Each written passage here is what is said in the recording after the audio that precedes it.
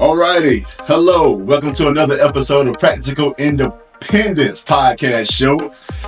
Today we have a ultra special guest. Man, hey, she educated, she ready, she is, she cool, what, clean. Hey, and she is also an author, novel, books. And actually she is working on a children's, well, not working, but has completed a children's book that is coming out in February. That one's coming out in January. In January, wow. Okay.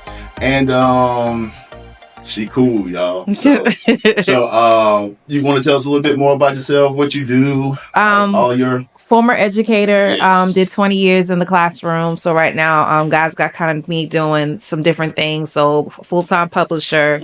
So the middle grades novel is out in February, Reverse. And then the children's book will be out in January. Pre-orders are available now on my website. And then pretty much between that, I also mentor girls. So we're not official nonprofit yet, but we will be. Okay.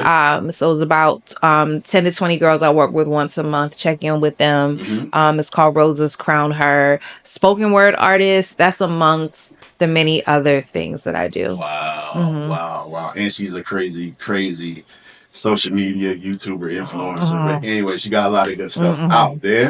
But I think one of the things that we're here to talk about today is that she just recently sent her son to college. Wow. Now, what was that experience like for you? Because I know y'all seem to be pretty close. Y'all don't, it seems like y'all spend a lot of time together. What kind of talk to us about that? What was that experience like for you in that launching stage?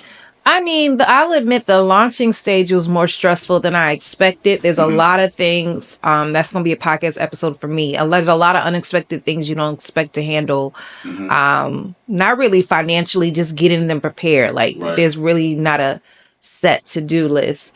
Once he got there, I felt an uneasiness because I had to battle.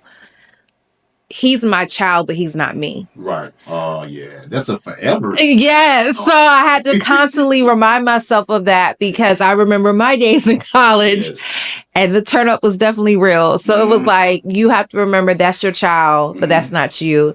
And I told someone else, I've shared with some people, I went through a bigger transition than I expected because not only was Joshua away at school, I left teaching.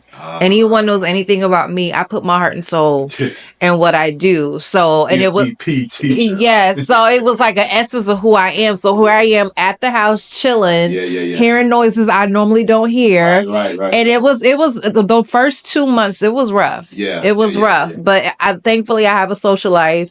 Thankfully, as the kids say, be outside, not outside, but just enjoying life.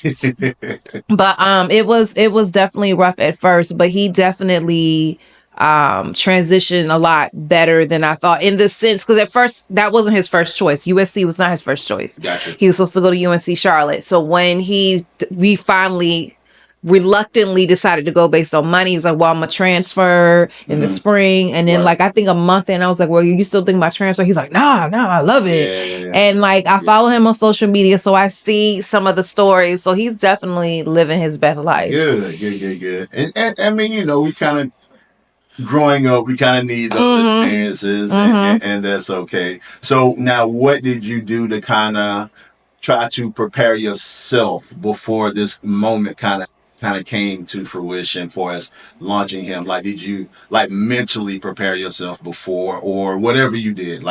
Did you say, hey, well, when Joshua goes to school, I plan on doing X, Y, or Z? What did that self preparation look like for you? Honestly, it's hard to articulate. I do remember that's when we were living. I remember in this particular apartment, and I remember Joshua coming to me and saying, Mom, I need you to have more adult time. Okay. Because he felt like I was more of a homebody. Gotcha. And so he wanted me to go out because that's one thing I have heard. I've seen the extremes where people who sent their kids off to college had another baby because they feel like they had to have something at the house.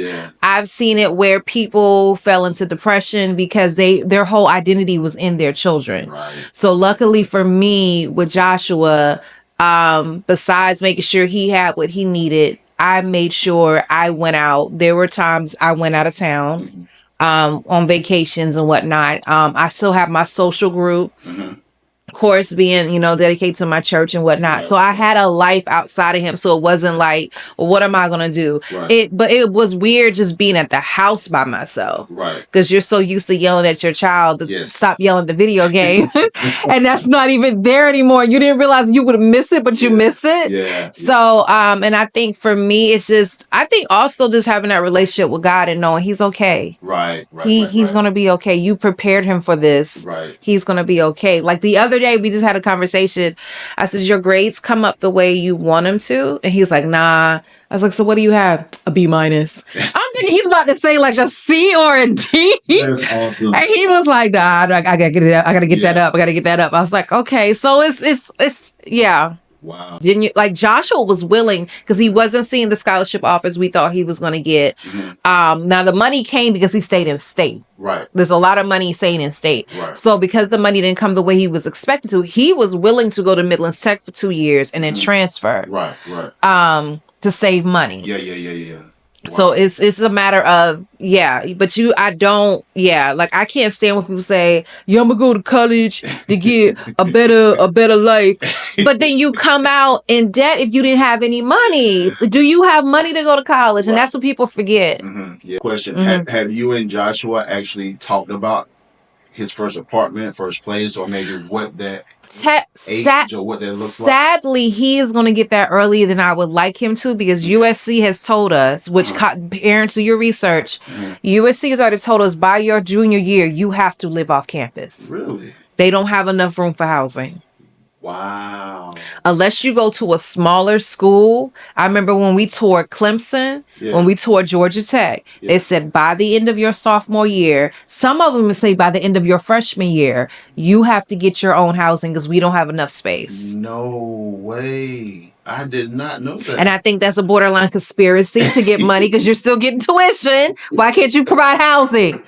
So, but I digress. So it was to the point they actually hired someone. I'm not sure about all college campuses, but USC, we met someone.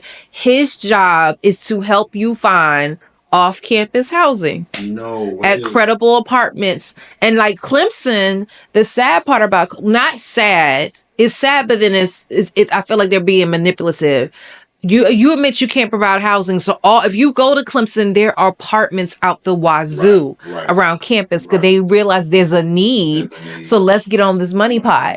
So he's definitely going to. I think my only concern is who is he going to room with? Because the one guy who he's good friends with now, he was an early college, so technically, even though Joshua was a freshman, he's a junior. Got you. In school, so he'll be graduating by the time Joshua transitions to the department. So, and I'm pretty sure he has other friends too.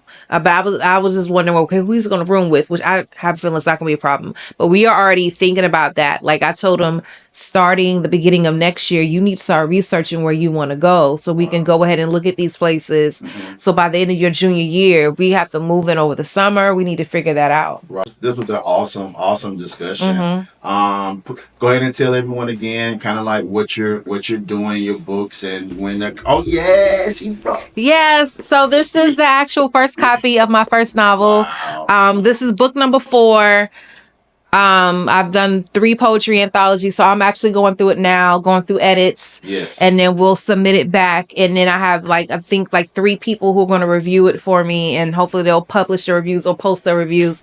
And then they'll officially come out in February. Pre-sales are going on now. What's the name of your podcast? The name of my podcast is Crown by Nichele Podcast. You can find it on YouTube, all podcast networks. So reverse, even just hearing this and seeing the cover. I didn't even talk about the book. I'm not even talking about the book. The children's book is really easy to talk about. Children's book, I always talked about how Joshua to me was perfect for the world. Got you. So instead of me saying perfect for the world, the title's called Blessing for the World. Wow. So the book is just speaking to what would our lives be like if we were told since day one, you are a blessing. Like what you have, even though you're going to be sad, you're going to have some bad days, you are still a blessing, and you have the power to influence this world. What would our world be like today if everyone got that same message? So that's what that children's book is speaking of. And her name is Naima Whitted. She's a freshman at Howard. She did the illustrations for the book. This reverse is loosely based on my middle school experience. Okay. So pretty much growing up, I had a best friend. His name was Scott. His mom and my mom worked together. We were months apart. And we had like a mini relationship. It was really mini, like really mini. I blew it up in this book. So pretty much Donovan goes to Monica and says, I like you. I want to be with you. And then she's like, no. Yeah. My daddy is like, no. And then we're best friends. Like he's the only boy allowed to be in her room. They hang out. They've been together since forever. She said, to be your girlfriend now? Like, that's weird. Like, what is wrong with you? But then when they start going to junior high together, she starts seeing, oh, maybe there is something. But then her dad was like, no. Your boyfriend is social studies, science, math, and ELA. So it's called reverse because they go back and forth with what they want to do. And this is actually in the works of being a 4-part series. Wow. But yeah, social media handles, better reiterate. It's RIAN, another N, Jenkins, JENKINS, on all social media platforms. That's actually the name of my website, Rian N. Jenkins. My name is RIAN. The second N is for my initial. I'm saying that because y'all be misspelling my name. So I just put the N in there because there's a Rian Jenkins out there. And it's some white dude that pops up. So when I put the N, you see me. Give her name. Yeah, get my middle initial. So follow me. I'm on everything. I even learned Blue Sky and Fan Base. I have to tell you, I've heard of Fan Base. I've heard of it. Blue Sky, I'm skeptical. Fan Base, I'm a try. It reminds me of Instagram. Are you on school? I'm not on school. There's too much stuff out there. School is not well, we'll discuss it. Yeah. But it's technically not a social media. It's kind of a community building place. But we'll Okay. talk about it. Okay. But thank you so much, Ryan, for blessing the people, and you showing up blessing me. And we appreciate you. So thank you so much for tuning in to Practical Independence Podcast Show. We out.